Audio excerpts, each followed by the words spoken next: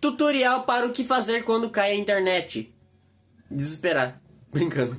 Tutorial para o que fazer quando cai a internet. Já aconteceu com você quando você está olhando alguns memes e do nada cai a internet? Não entre em pânico. Passo número 1. Use um saco de papel para respirar. 2. Saia do quarto e veja um pouco sua família.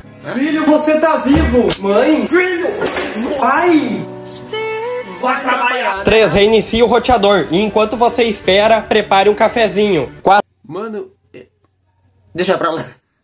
Se já passou mais de 5 minutos e a internet ainda não voltou, não se preocupe. Faça as tarefas de casa, assim sua mãe vai chegar e pode te recompensá-lo por isso. A mãe tá muito orgulhosa, mas tu fez mais que tua obrigação. Eu sou trabalhador. 5. Em último caso, vá até a casa do seu vizinho discretamente e roube o Wi-Fi dele, mas cuidado para não ser pego.